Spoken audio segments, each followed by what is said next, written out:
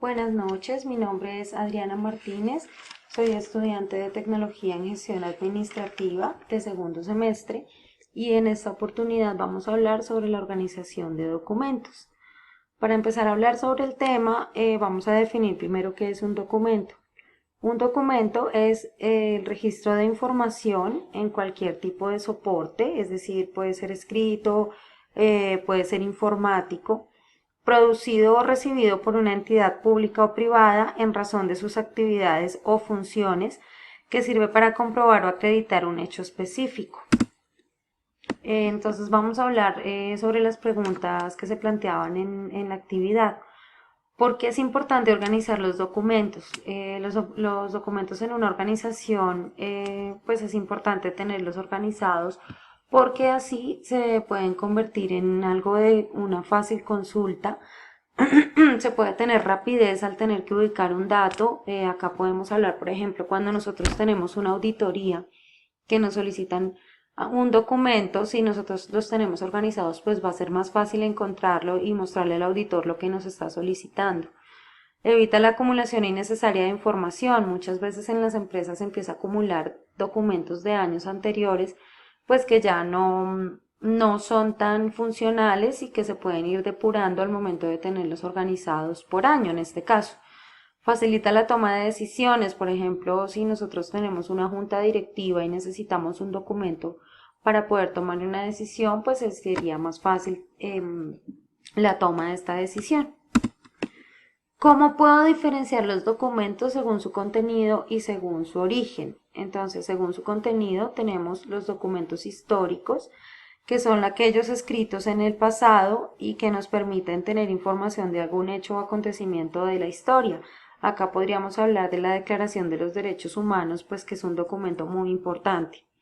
Los documentos contables, que son los que registran los resultados del ejercicio financiero de una empresa. Entonces podríamos hablar del balance general o del estado de resultados.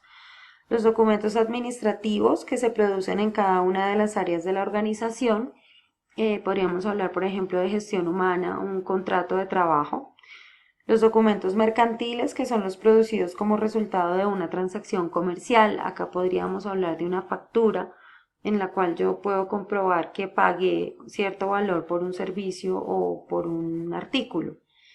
Los documentos notariales, que son los documentos que por firma de un ente que tenga autoridad, que en este caso sería el notario, se convierte en un instrumento público mediante el cual se da legalidad y autenticidad. Un ejemplo podría ser los registros civiles de matrimonio, de nacimiento, de defunción. Según el origen, entonces podemos hablar de los documentos públicos y oficiales, que son los expedidos por funcionarios públicos competentes de acuerdo a la ley, y los documentos privados, que son redactados por dos partes interesadas sin intervención de funcionario o autoridad pública. En este caso, pues ahí estamos hablando de los documentos que se pueden dar en una empresa privada.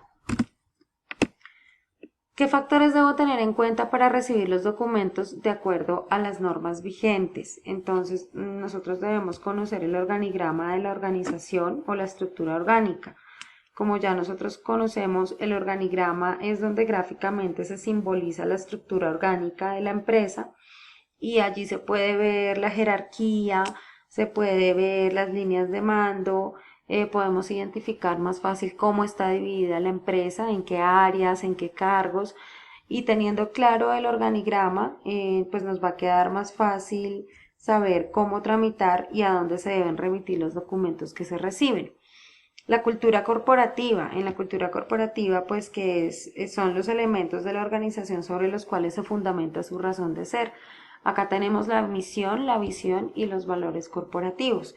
La misión es a qué se dedica la organización, describe el presente, cuál es la función de la organización. La visión, que es la proyección que tiene toda empresa, cómo se ve o qué metas tiene su empresa en determinado tiempo, a mediano o a corto plazo. Y los valores corporativos, que son los valores humanos importantes para la organización y se convierten en los lineamientos de comportamiento de sus integrantes. Aquí entra pues también un poco el clima organizacional. Entonces podríamos poner un ejemplo. Yo tengo una empresa de confección de camisas para hombre. Esa es mi misión, ser una empresa de confección de camisas para hombre con los mejores estándares de calidad. ¿Qué visión puede tener mi empresa? En el 2020 posicionarme como la mejor empresa textil, fabricando no solo camisas para hombre, sino también para mujer. Entonces, ese podría ser un ejemplo. Para hablar ya de esta pregunta que dice cómo puedo verificar la correspondencia tanto física como electrónica recibida, vamos a definir qué es verificar los documentos recibidos. Y es el proceso en el cual se constata que la cantidad y el contenido de la información recibida está en óptimas condiciones y cumple con las normas de la empresa.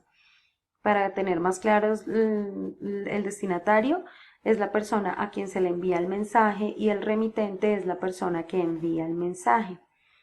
Para yo verificar la correspondencia física, entonces es necesario verificar los datos del destinatario.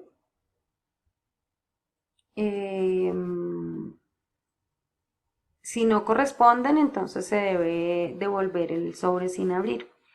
Abrir los sobres con tijeras por el lado derecho para comparar la fecha del documento.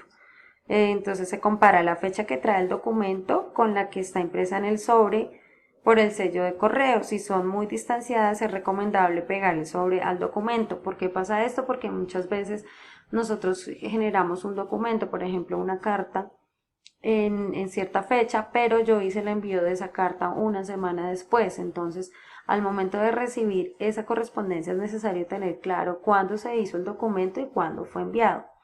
La firma manuscrita del remitente, que si no aparece pues se debe devolver el documento. La dirección del remitente, si no trae la dirección el documento debe conservar el sobre. Y la inclusión de anexos u otros documentos. Si faltan o sobran anexos, se debe hacer la anotación con el documento y se le informa a la empresa remitente. Para verificar la correspondencia electrónica, entonces tengo que ver los datos del destinatario. Si no corresponden, entonces se debe reenviar el mensaje sin abrir los adjuntos.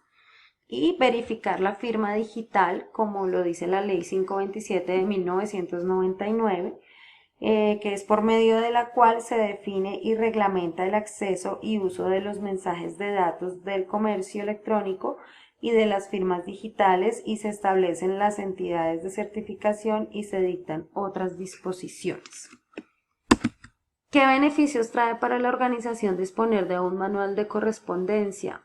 Trae muchos beneficios porque pienso que los documentos pues son una parte muy importante de la empresa, es donde está registrada toda la información que se maneja, toda la información que se recibe, toda la información que se envía. Es muy beneficioso porque esto puede traer organización, se puede optimizar el tiempo, se puede hacer seguimiento de las actividades, se puede clasificar los documentos en importantes o no tan importantes y teniendo un orden sobre cómo hacer este procedimiento, pues se va a llegar a tener un mejor manejo de los documentos, como lo decíamos anteriormente, pues para efectos de una auditoría, para efectos de saber qué documentos tengo en el momento, cuáles ya no me son tan útiles. Si por ejemplo yo puedo clasificar la información importante para la gerencia o la información importante para contabilidad o la información importante para, qué sé yo, el departamento de ventas. O por ejemplo, pues ya en correspondencia se puede mirar que nos lleguen, se me viene a la cabeza un brochure de otra empresa que quiera ofrecerme sus servicios.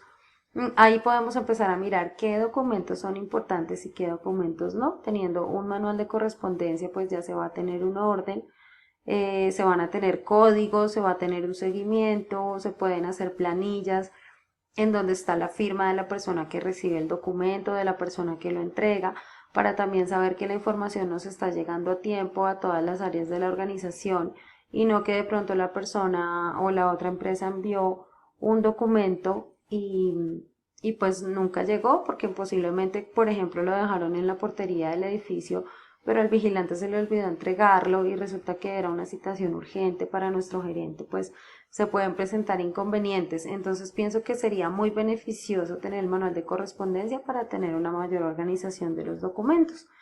Bueno, yo espero que el tema haya quedado claro y pues nada, muchísimas gracias.